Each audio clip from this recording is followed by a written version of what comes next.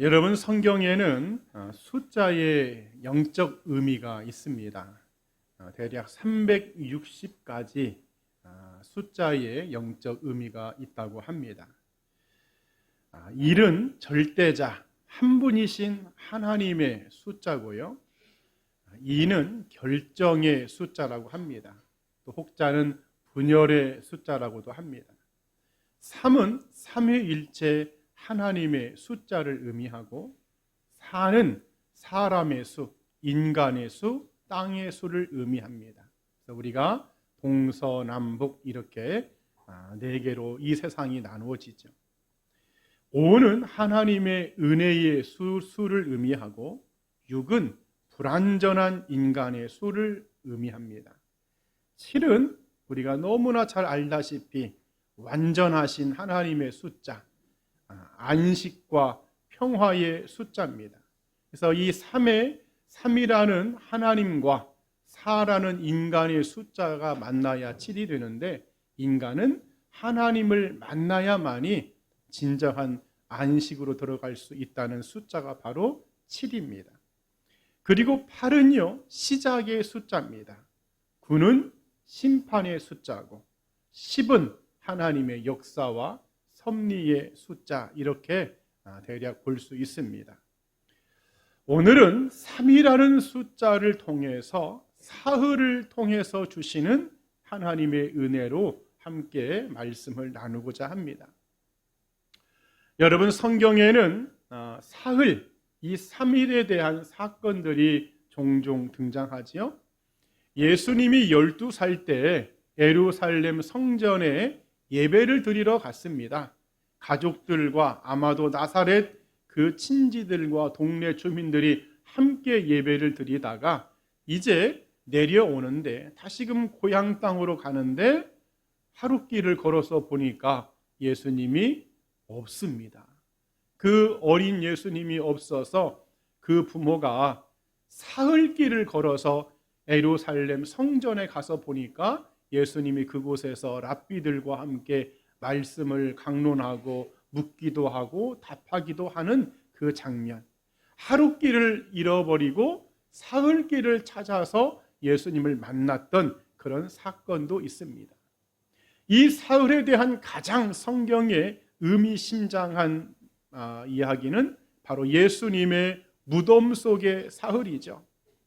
베드로전서 3장 18절과 19절에서는 예수님이 죽었을 때, 분명 예수님도 십자가에 달려 죽으셨는데 그 죽었을 때 무덤에서 3일 동안 예수님은 어디에 있었을까? 베드로전서는 말씀하기를 그가 또한 영으로 가서 옥에 있는 영들에게 선포하시니라. 예수님이 지옥에 가서 복음을 증거했다, 이렇게 답을 주고 있습니다. 자, 오늘 말씀에도 3일, 이 사흘에 대한 말씀들이 전부 기록되어 있는데, 신앙생활을 조금 오래 하신 분들은 너무나 익숙한 이름들이죠. 오늘 보았더니 아브라함이 나오고 에스더라는 여자가 나오고 요나라는 선지자가 나오고 그리고 사도 바울이라는 인물이 나옵니다. 그래, 이 시간에 이 사람들이 겪었던 그 사흘의 은혜가 무엇인지, 내가 잡아야 될 사흘의 은혜는 또한 무엇인지, 나는 어떤 3일을 잡아야만이 내 인생이 승리하고 역전시킬 수 있는지를 오늘 말씀을 증거할 때에 이 사흘의 은혜가 저나 여러분 모두에게 함께 하기를 주님의 이름으로 간절히 축원드립니다. 그러면 이 첫 번째 사흘의 은혜는요, 한번 따라 합시다. 끝까지 순종한 아브라함의 사흘.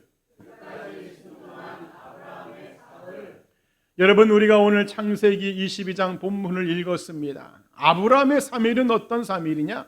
끝까지 순종한 순종의 3일이다, 그런 말이죠. 하나님이 어느 날 아브라함에게 말씀하십니다. 아브라함아, 네 아들 독자 네가 너무너무 사랑하지? 내가 너를 보니까 그냥 가슴에 품고 살고 너의 무릎에 앉아서 네가 너무나 그 아들을 사랑하는 것 같구나. 그런데 그 아들 나한테 좀 주면 어떻겠니? 그 아들을 잡아서 번제물로 나에게 바쳐라.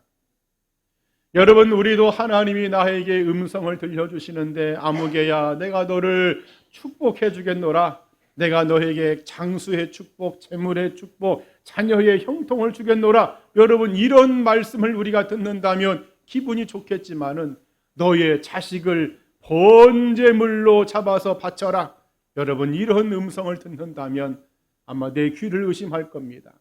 내가 아마 잘못된 것을 혹시 들은 것이 아닌가 하고 그 주의 음성을 거부할 겁니다. 그럼에도 불구하고 아브라함은 그 하나님의 명령이 떨어진 다음 날 곧장 사흘길을 걸어서 번제를 드릴 모리아 산으로 가게 되죠. 그 산에 도착을 합니다.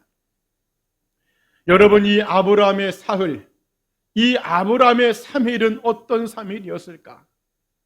우리가 보편적으로 아브라함의 입장에 들어가서 생각해 본다면 아마도 그 3일은요, 죽을 것 같은 고통의 사흘이었을 것입니다. 여러분, 자기 아들을 죽여서 그것도 번제로 각을 떠서 바치는 여러분 그 길에 무슨 기쁨이 여러분 있겠습니까? 그 길에 무슨 찬송이 있으며 그 길에 무슨 소망이 있을까요? 솔직히 아브라함도요, 인간인지라 사흘길을 걸어가면서 여러분 얼마나 번민을 했겠습니까? 그 발걸음이 가벼웠다고 하면 좀 그것은 이해가 안 되는 것이죠. 아마 무거웠을 겁니다. 얼마나 많은 생각들이 아브라함의 머릿속에 스쳐갔을까? 그럼에도 아브라함은 그 사흘 동안 요지부동 흔들리지 않습니다. 하나님의 음성을 듣고 자기가 처음에 마음먹었던 그 결단과 각오를 그대로 마지막에 칼을 들어서 자식을 잡으려고 내려치는 순간까지 흔들리지 않았다, 그런 말이죠. 여러분, 우리도요, 신앙생활을 하다 보면 처음에 마음먹은 것 끝까지 가기가 쉬워요, 어려워요? 어렵습니다. 내가 은혜가 충만하고 성령이 충만하고 여러분 그렇게 할 때는 내 의지가 정말 계속 될 것 같지만은 그 마음이요, 도중에 흐지부지 될 때가 많지요. 특별히 신년에 우리가 그런 각오를 많이 합니다. 내가 2024년도에는 예배생활 승리하리라, 주일 성수 내가 한번 지켜보리라, 내가 하루에 기도를 1시간씩 아니면 30분씩 하루 3번을 내가 꼭 하리라, 내가 말씀을 올해는 일독을 한번 해보리라. 여러분, 그렇게 우리가 각오하고 결심을 하지만 하나님에게 그런 은혜를 받고 내가 행동으로 한번 해보려고 하지만 작심삼일이 될 때가 많더라, 그런 말이죠. 그만큼 끝까지 순종하기가 여러분 어렵다는 것입니다. 성경의 구약에 사울왕이 나옵니다. 이 사람 참 잘생기고 멋진 사람이었어요. 처음에는 굉장히 성령 충만한 사람이었습니다. 하지만 자기가 왕으로 지내다 보니까 처음에 가졌던 마음을 끝까지 가지지 못하고 하나님 앞에 불순종함으로 그 불순종 때문에 멸망의 가문이 되어버립니다. 출애굽기 15장에 보면 22절에 출애굽한 이스라엘 백성들의 모습이 나오죠. 여러분, 이스라엘 백성들이 애굽에서 기적처럼 나왔습니다. 자신들의 눈으로 10가지 재앙을 직접 받고 홍해가 갈라지는, 여러분 바다가 갈라지는 그 엄청난 기적을 자기 눈으로 직접 봤습니다. 그리고 자기들은 무사히 건너왔지만은 애굽의 군대는 그 홍해 바다에 전부 다 매몰되어서 죽는 그런 광경을 보았어요. 그래 이 백성들이 그 모습을 볼 때는 너무 기분이 좋아서 미리암과 여인들이 소굴을 잡고 하나님을 찬양하고 기적적인 그런 감격스러운 순간이 없었습니다. 하지만 저들이 광야에 나와서 수르 광야에 나와서 3일 길을 걸어가는데 이제 물이 떨어집니다. 목이 마릅니다. 뜨거운 태양빛에 너무나 힘들고 고통이 되니까는 여러분 3일 전의 은혜를 다 잃어버려요. 저들이 언제 그렇게 기뻐하고 즐거워했던가? 저들이 언제 하나님 앞에 그렇게 뜨겁게 감사하고 찬양하고 춤을 추었던가? 완전히 하나님의 은혜를 잃어버립니다. 오히려 불평과 불만과 아주 입에서 독한 말들을 쏟아내지요. 여러분, 똑같은 3일이지만 다른 3일이죠. 아브라함의 3일, 자식을 죽여서 번제물로 바치는 3일, 이스라엘의 3일, 광야길 3일, 물론 그 3일길에 목마름이 있습니다. 그런데 이 3일은요, 같은 3일이 아니라는 거예요. 여러분, 우리도 인생을 살다 보면 영적인 사흘의 목마름이 있어요. 생활의 목마름이 있습니다. 물질의 목마름이 있고요. 건강의 목마름이 있고, 좀 자식들이 좀 잘 좀 되었으면 하는 여러분 그런 간절한 바람들이 부모에게는 다 목마름처럼 있습니다. 여러분, 그럴 때에 우리가 잡아야 될 사흘의 은혜는 바로 끝까지 순종하는 이 아브라함의 사흘임을 믿습니다. 아브라함도 목마름은 있었어요. 아들을 죽여야 되니까. 그러나 끝까지 순종함을 통해서 그는요, 복의 근원이 됩니다. 복의 아버지가 됩니다. 그래, 오늘 저나 여러분들도 믿음 생활 도중에 그냥 흐지부지 되지 말고, 이랬다가 저랬다가 하지 말고, 처음 믿음 생활 마음 먹은 거 한번 끝까지 순종하면서 하나님 앞에 나아가는 은혜가 있기를 바랍니다. 그렇다면 하나님은 반드시 아브라함에게 주셨던 그 사흘의 은혜를 우리에게도 동일하게 부어 주실 줄 믿습니다. 이런 은혜가 있기를 이 아침에 간절히 축원드립니다. 또 두 번째 사흘의 은혜는요, 한번 따라 합시다. 죽기를 각오한 에스더의 사흘. 여러분, 우리가 오늘 본문을 에스더 4장을 읽었습니다. 4장 16절을 보면은 이렇게 말씀이 되어 있어요. 당신은 가서 수산에 있는 유다인을 다 모으고 나를 위하여 금식하되 밤낮 3일을 먹지도 말고 마시지도 마소서. 나도 나의 시녀와 더불어 이렇게 금식한 후에 규례를 어기고 왕에게 나아가리니 죽으면 죽으리다 하니라. 에스더라는 여자가 등장합니다. 바벨론이라는 그 엄청난 제국, 해자문을 가지고 있던 천년의 바벨론을 무너뜨린 제국이 바로 바사 제국이죠. 역사적으로는 페르시아 제국입니다. 이 페르시아 제국의 아하수헤루라는 왕의 부인이 된 여자가 바로 에스더입니다. 원래 왕비가 있었어요. 아하수헤루 왕에게는. 근데 그 왕비가 문제를 일으켜서 폐위를 시킵니다.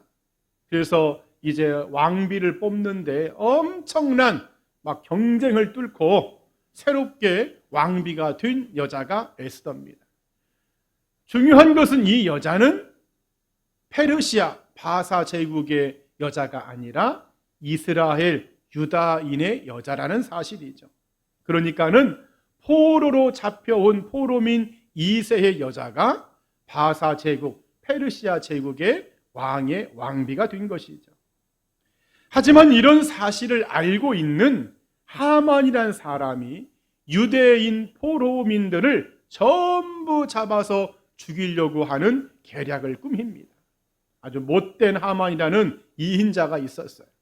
이것을 에스더의 외삼촌인 모르드게가 이것을 알고 하만과 대적을 합니다. 당시에 하만은 나라의 권력자였어요. 반면에 에스더의 삼촌인 모르드게는요, 그냥 성문을 지키는 문지기에 불과합니다.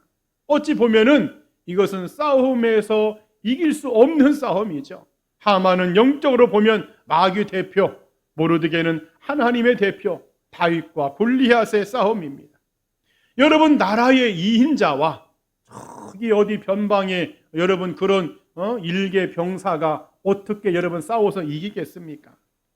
그래, 표면적으로 볼 때는 절대로 모르드게, 에스더, 이스라엘이 이길 수 없는 전쟁입니다.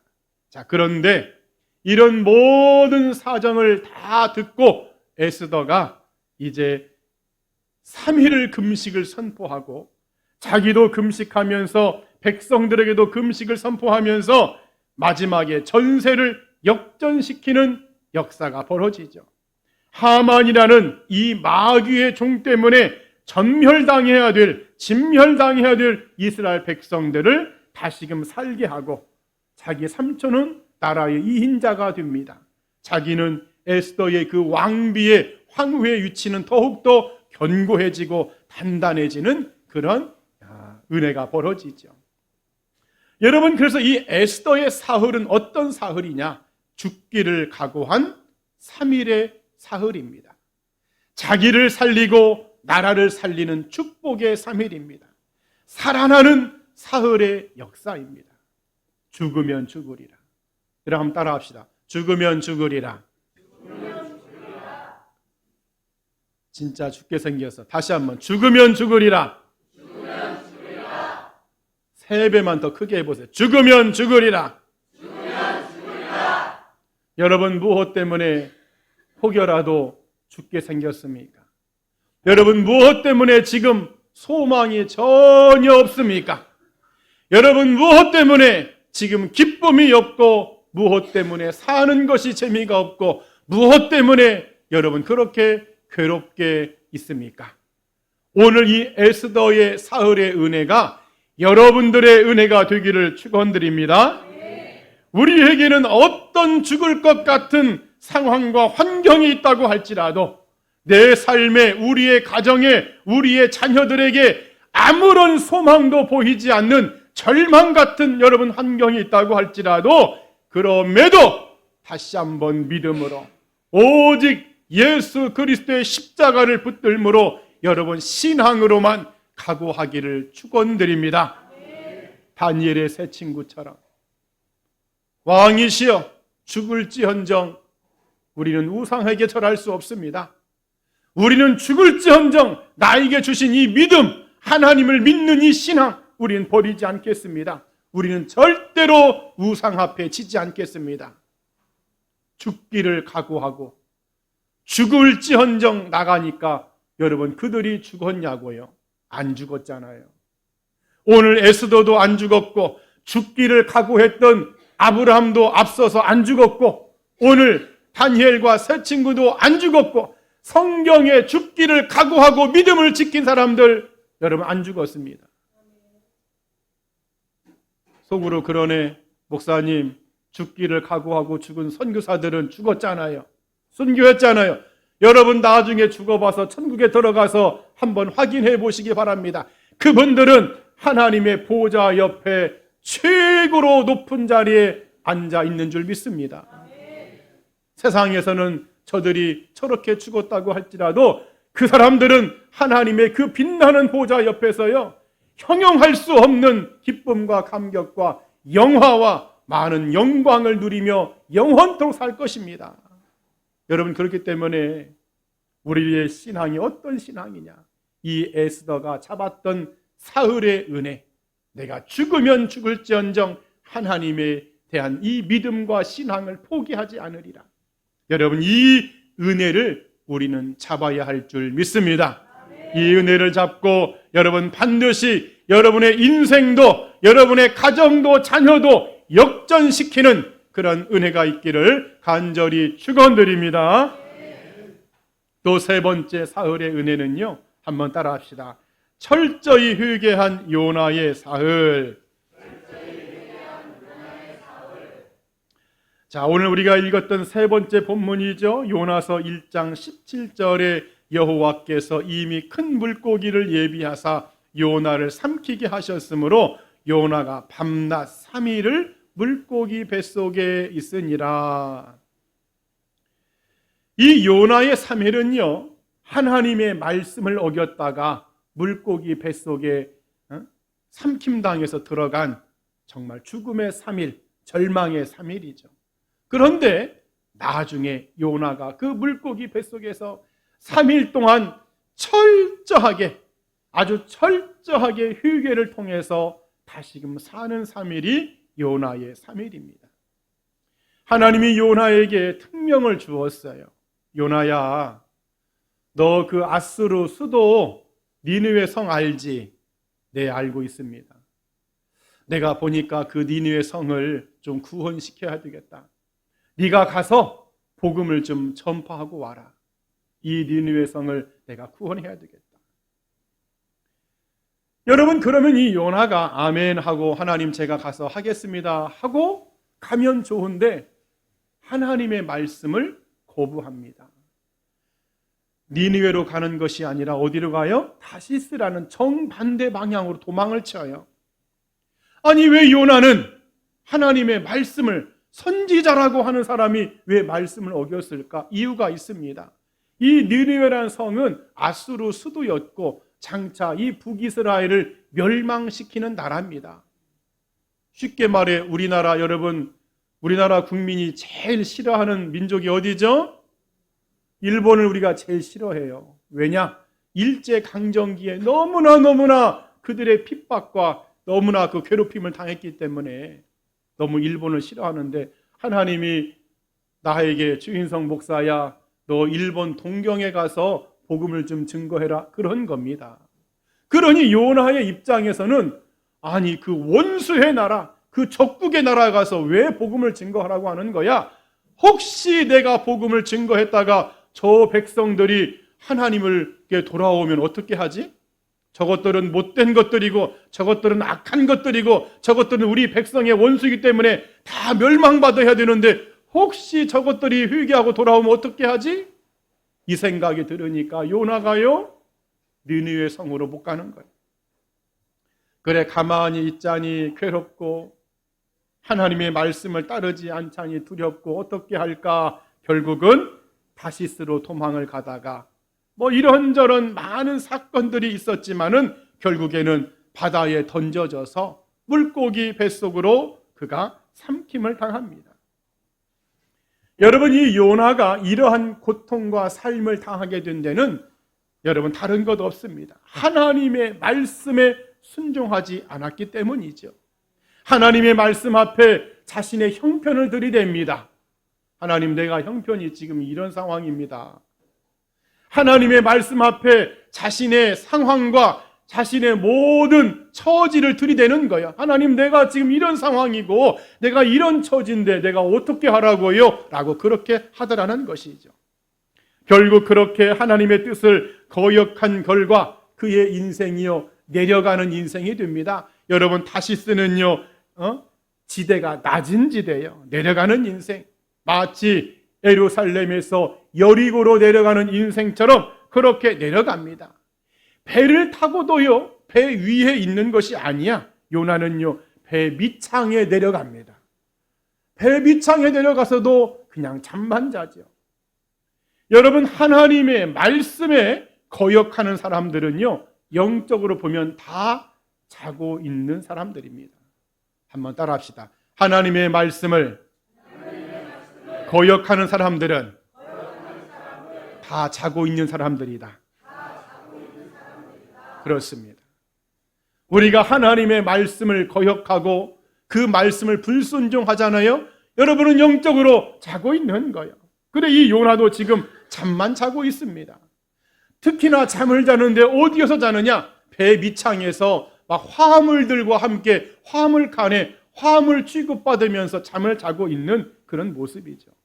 결국 이 요나 한 사람 때문에 배 전체가 아주 난리가 나고 고생을 하더라, 그런 말이죠. 여러분, 신중하게 한번, 주의 깊게 한번 들으시기 바랍니다. 여러분의 가정에 하나님의 뜻에 어긋나는 사람이 한 사람 있다. 그러면요, 그 가정 전체가 엉망진창이 될 수 있어요. 만약에 그런 사람이 교회 안에 있다. 여러분, 그 교회의 배는요, 흔들리고요, 어려움을 겪게 됩니다. 마치 요나가 탔던 배에서 많은 사람들이 요나 한 사람 때문에 자기들이 가지고 있는 막 짐을 전부 다 바다에 다 던져야 돼. 그 짐 속에는 좋은 막 금은 보화도 있을 수 있고 상품들이 있는데 그거 다 던져야 돼. 다 버려야 돼. 그 한 사람 때문에 가정이 깨지고 흔들리고 가정이 엉망이 되고 교회가 엉망이 되더라. 좋은 것들을 잃어버리더라, 그런 말이죠. 그래 여러분들, 절대로 우리는 요나 같은 사람이 되어야 될까요? 안 되어야 될까요? 안 되어야 되겠지요. 하나님을 거역하면 여러분 가정 힘들어집니다. 그래도요, 천만다행인 것은 이 요나가 실토를 합니다. 나 때문입니다. 내가 이 모든 사건의 발단자입니다. 내가 원인 제공자입니다. 나를 그냥 바다에 던지면 다 해결될 겁니다. 하나님이 예비한 큰 물고기가 요나를 삼키죠. 그 뱃속에서 요나의 사흘이 시작되는데 요나가 철저하게 회개를 하죠. 성경 말씀을 우리가 다 읽지 않았지만은 요나가 하나님을 찬양하면서 하나님 앞에 자신의 허물과 죄악과 모든 것을 고백하면서 나아갑니다. 결국 그것 때문에 요나가 다시금 사는 은혜를 경험하게 되죠. 여러분, 오늘 요나는 이미 죽은 환경입니다. 살 수 있는 그 어떤, 여러분, 고래 뱃속에 우리가 삼킴을 당했는데 어떻게 여러분 살겠습니까? 캄캄한 상황이죠. 그 안에 무슨 불빛이 있겠으며 그 안에 무슨 살 수 있을 거라는 여러분 희망이 있겠습니까? 어둠과 무덤과 지옥 같은 상황이죠. 그러나 요나는 사흘 동안 기도를 택하면서 그 하나님 앞에 회개함으로 놀라운 기적과 섭리와 역사를 이루는 주인공이 되었다, 그런 말입니다. 죽음의 사흘이 생명의 사흘로 바꾸어집니다. 절망의 사흘이 소망의 사흘로 바꾸어집니다. 고통의 사흘이 능력의 사흘로 바꾸어집니다. 그래 여러분들, 나는 이래도 안 되고 저래도 안 되고 내 삶이 지금 지옥 같다, 내 삶이 지금 절망의 어둠 같은 이 물고기 뱃속에 있는 삶 같다.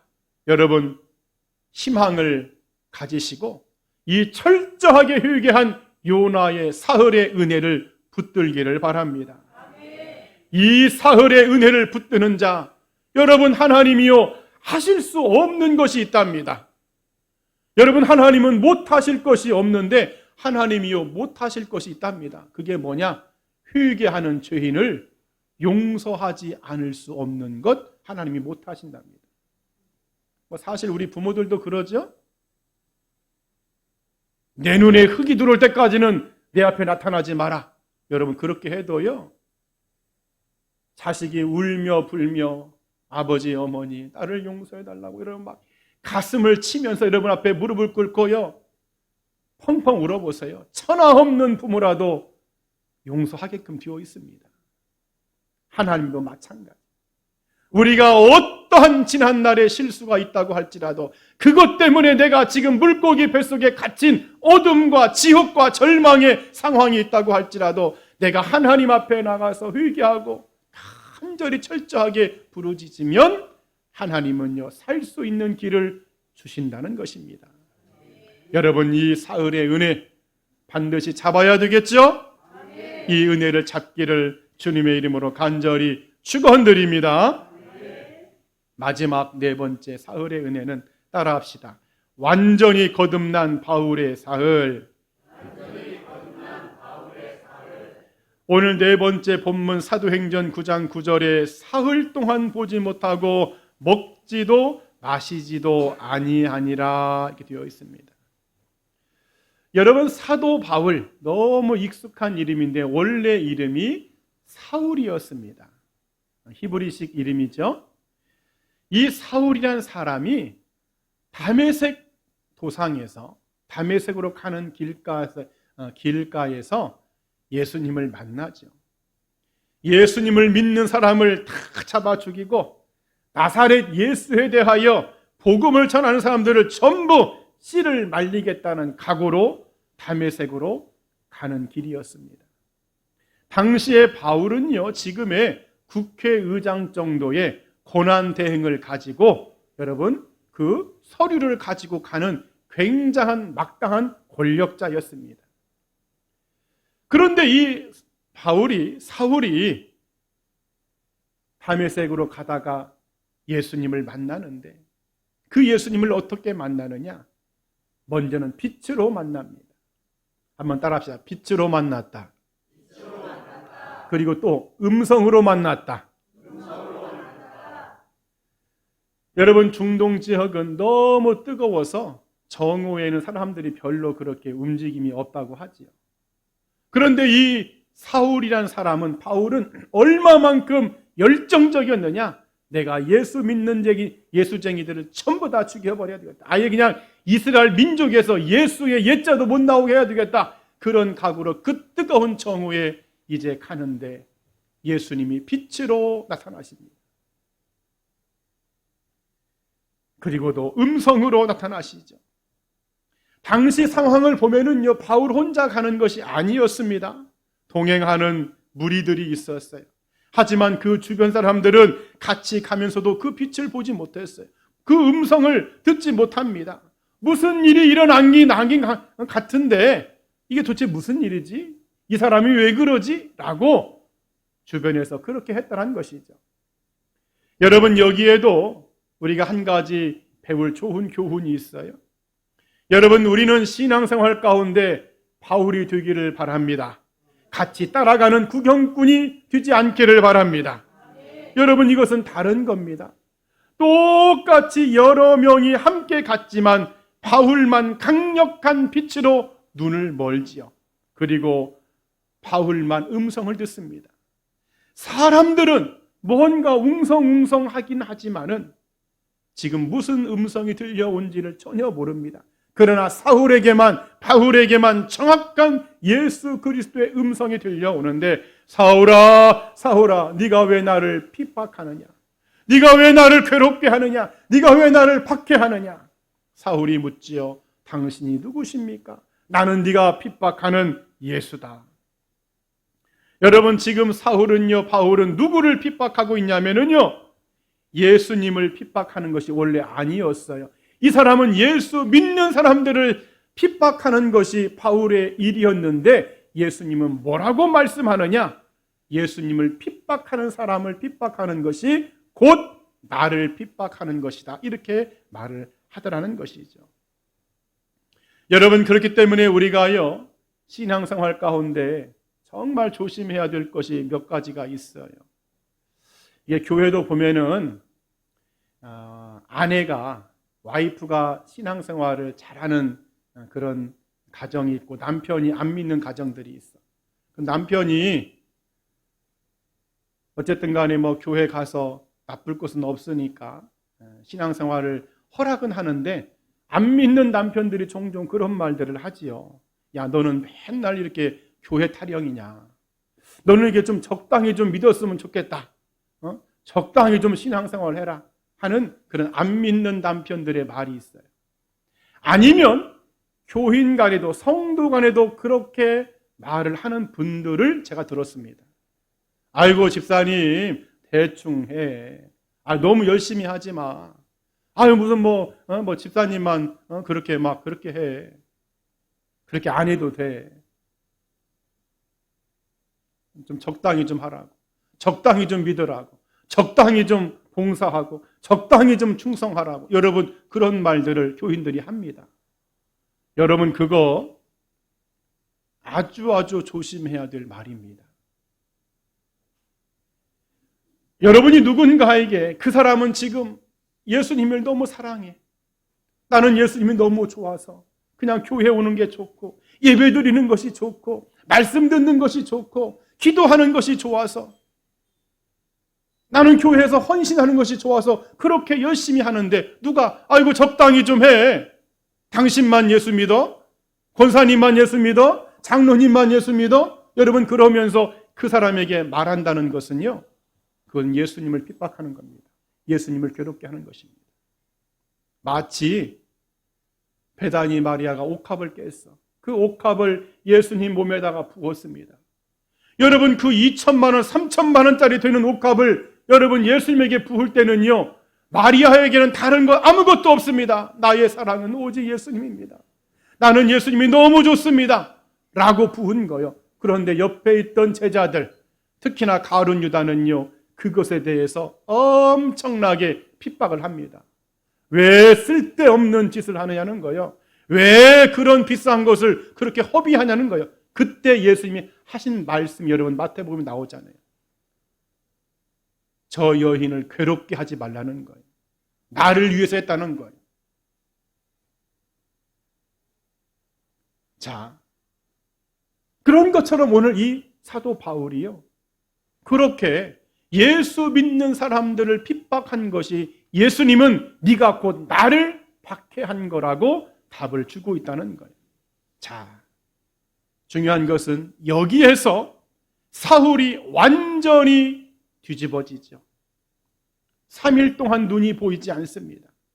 다른 사람의 도움이 없이는 아무것도 할 수 없는 아주 참담한 사흘을 맞이하게 됩니다. 그러나 그 3일의 은혜를 통과한 다음에는요, 그 눈에서 비늘이 벗겨지고 사울이 변하여 바울이 되는, 여러분 거듭나고 회심하는 아주 능력의 하나님의 종으로 바꾸어집니다. 여러분, 우리에게도 이런 사흘의 은혜가 있어야 되겠죠?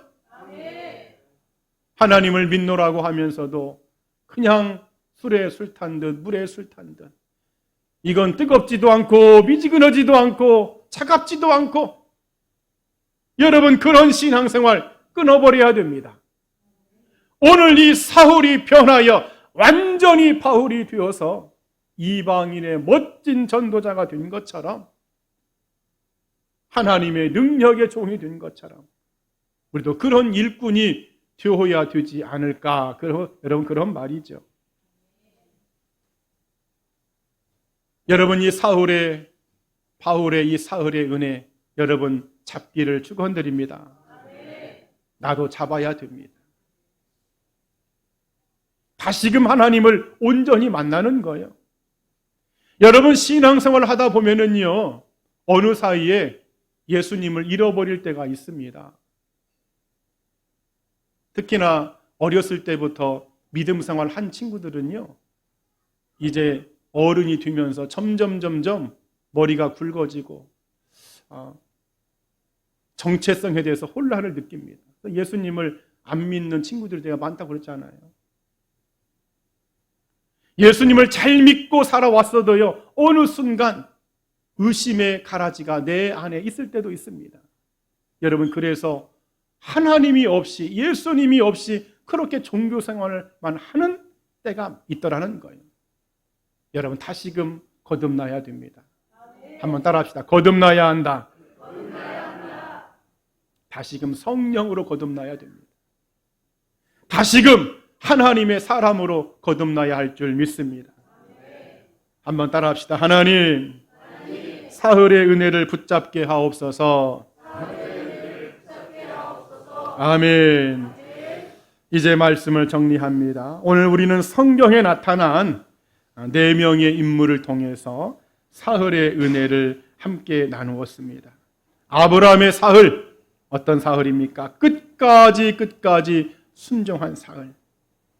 에스더의 사흘, 죽기를 각오한 사흘. 요나의 사흘, 철저히 회개한 사흘. 사도 바울의 사흘, 완전히 거듭나는, 새롭게 변화되는 사흘. 여러분 이 사흘이라는 숫자가 단순히 1, 2, 3, 하나, 둘, 셋, 여러분 이것이 아닌 것 아시죠? 이 3일은요, 누군가에게는 1년이 될 수도 있습니다. 이 3일은 누군가에게 한 달이 될 수도 있습니다. 이 사흘은 누군가에게 5년이 될 수도 있고 10년이 될 수도 있습니다. 영적인 사흘이죠. 하나님이 그 사람에게 그 사흘을 준 거예요.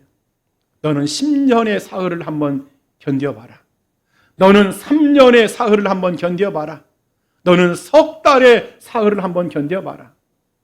어떤 사람은 너는 7년의 사흘을 한번 견뎌봐라. 중요한 것은 이 사흘을 동안에 내가 어떤 마음 자세로, 어떤 신앙의 자세로 그것을 붙잡느냐에 따라서 내 인생이 달라진다는 사실입니다. 바라기는 아브람처럼, 에스더처럼, 요나처럼, 바울처럼 여러분 끝까지 순종하고 죽기를 각오하고 철저히 회개하고 완전히 거듭나는 회심의 사흘로 아브람이 받았던 축복, 에스더가 누렸던 영광, 요나의 그 사명, 바울의 능력, 이런 사흘의 은혜가 오늘 저나 여러분 모두에게 있기를 이 아침에 간절히 축원드립니다. 아멘. 기도하겠습니다.